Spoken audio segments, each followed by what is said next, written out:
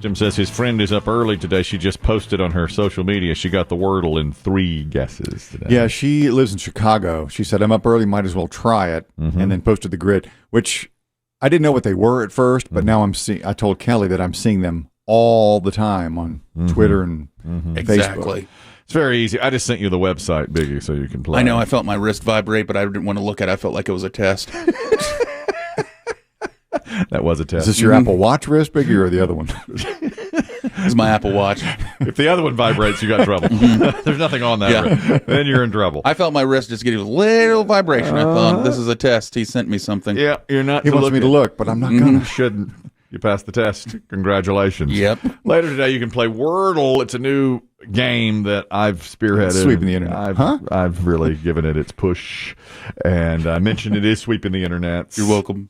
I've done it 6 days in a row, I think. Now, yesterday, my wife beat me on it. She got it in 3 guesses. I got it in 5. Did you congratulate her, or did you silently seethe? I silently seethed, and I told her that I thought I had outplayed her, and I've shown her how to play the game. I've shown her there's a strategy to it. I'm not going to share it with you. Now people are getting on. I'm seeing on my feed, hey, Wordles, is there a secret to starting?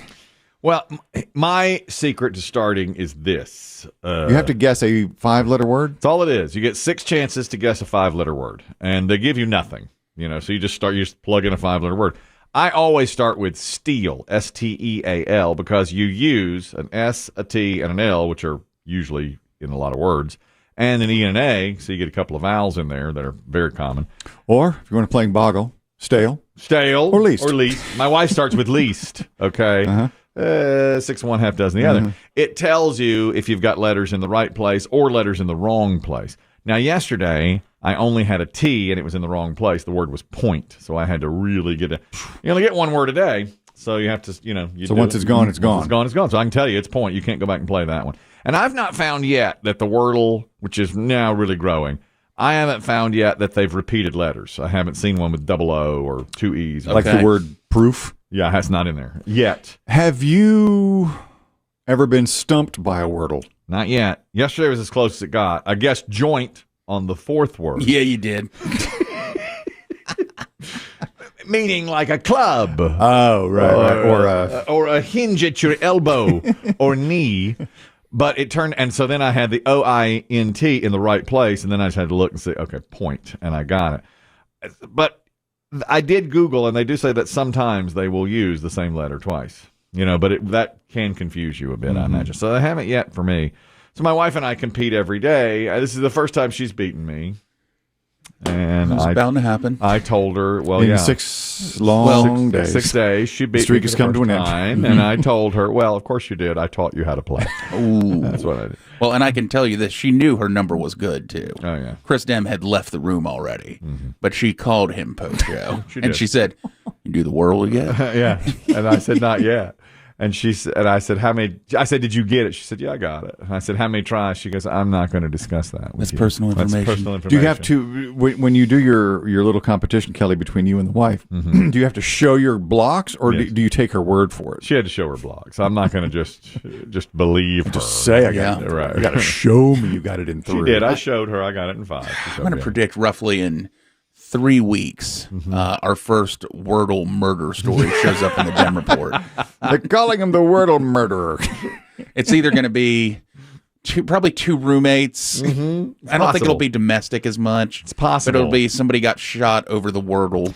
We're also playing an old school card game called Spite and Malice almost every day. Just the 2 of you. Just the 2. It's a game for 2, and it's a really good game. Strategy.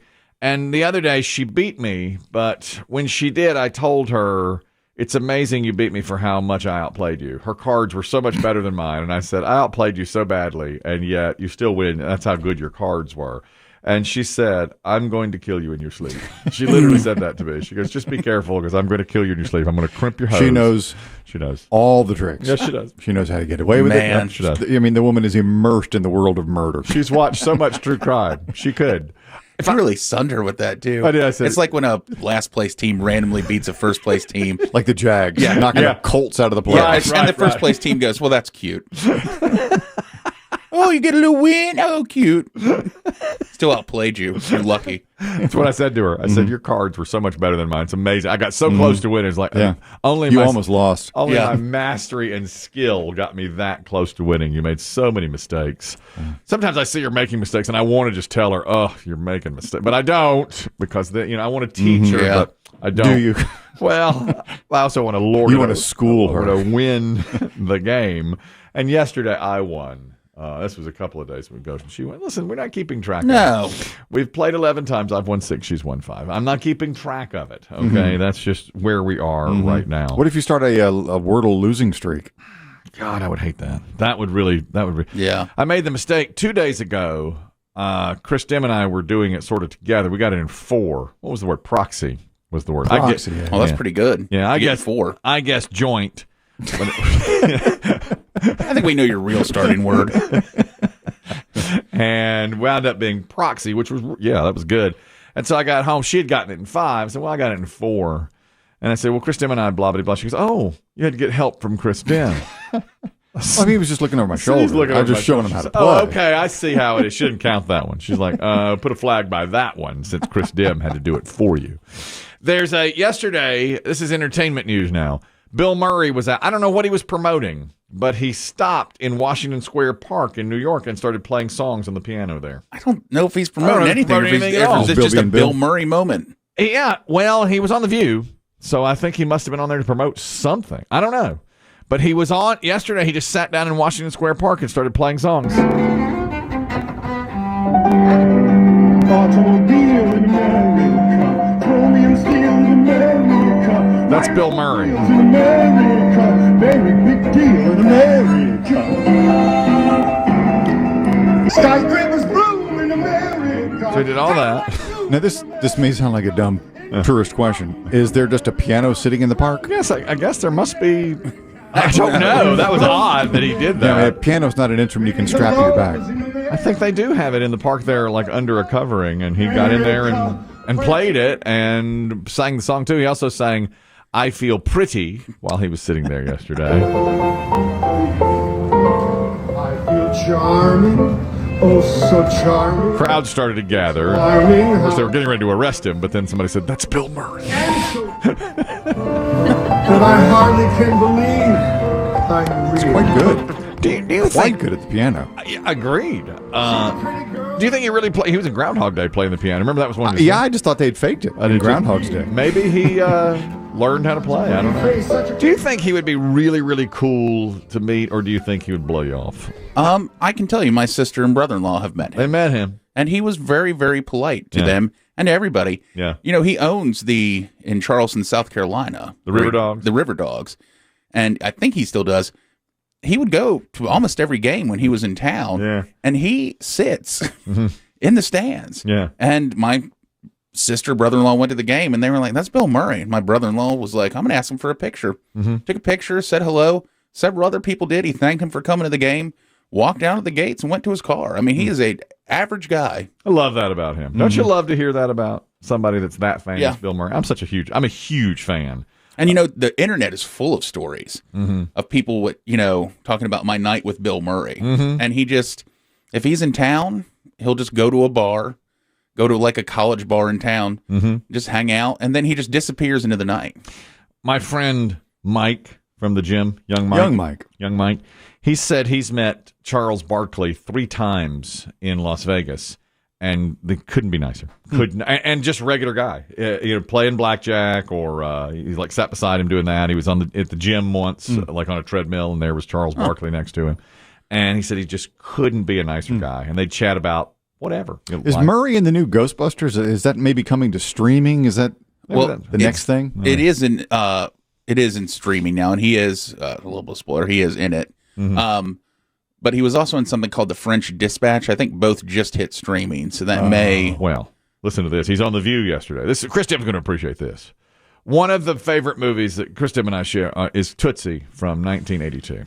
It's virtually perfect. Huge fans of the movie. I mean, really love it. Quote it almost daily. Great. I mean, really, we love that movie. Yesterday, they asked him about the movies that he liked doing most, and he talked Murray's about, Dustin Hoffman's roommate. That's right. And he said Tootsie. And then he gave this little factoid. This was on The View yesterday, which I love. Now, Bill Murray is Dustin Hoffman's roommate in Tootsie. Well, that's a very good movie to talk about, Tootsie, because Dustin Hoffman was really, really generous as an actor to me. We had a wonderful relationship, and every scene we did together, we just sort of made up right then and there. My character didn't really exist in the screenplay. It was just a character that was suggested by Elaine May as something that would help the audience, as audience point of view. We got to, every time we got to work, we get to do whatever we thought was funny. And that was a joyous experience. Brilliant. I always heard that Murray made up his lines. That he had no script. Apparently that's true. And but it doesn't seem that way. But it does seem very natural. I mean, it's very effortless. It's so good. And he's in a lot. I mean, he's in that movie quite a bit. And I like what he said there. It's about audience point of view, because he's a guy. The movie is about Dustin Hoffman dresses up as a woman to get a job on a soap opera. And Bill Murray, he's the only one who knows. Yeah, he's the only one who knows the truth because he's his roommate. And the audience is probably thinking, like, how are you going to get away with this? And that's what Bill Murray does. Like, how are you doing this? You know, what is going on? It's really, really great. Anonymous, you're talking about Bill Murray. Go ahead. Yeah, I was telling Biggie I used to work for Whole Foods years ago, and I know a bunch of people in the Charleston store. He used to go in there all the time high and just be as friendly as could be. Just walk around, take pictures with people. That's awesome. I guess. He was high. He would get high and take pictures with people. Okay, that's nice. I love it. Thank you, Anonymous. Stephen has a little Bill Murray story as well. Stephen, what do you know about Bill Murray? Yes. Yeah, go ahead. Well, actually, it's my brother's Bill Murray story, but he was landing in Austin, Texas to go visit a friend, and whenever he was on his way to go get his luggage, those guys that stand there and hold signs, like the limo drivers, had one that said Bill Murray. My brother was like, there's no way it's that Bill Murray. So he just continued on to go get his luggage, and he turned around, and Bill Murray was standing with both hands on his hips on the up escalator looking down at everyone. Wow. I think that on the up escalator looking down at everybody. I love it. I would love to. I would go up to him, I think. I would say. Would you? I would. I've been high in a Whole Foods, too. What? Where do you high? From? I heard you get high and go to Whole Foods a lot. I'm either high or you're Bill Murray. Both. My Wordle word is joint. My starting Wordle word is joint. What's yours? Spark.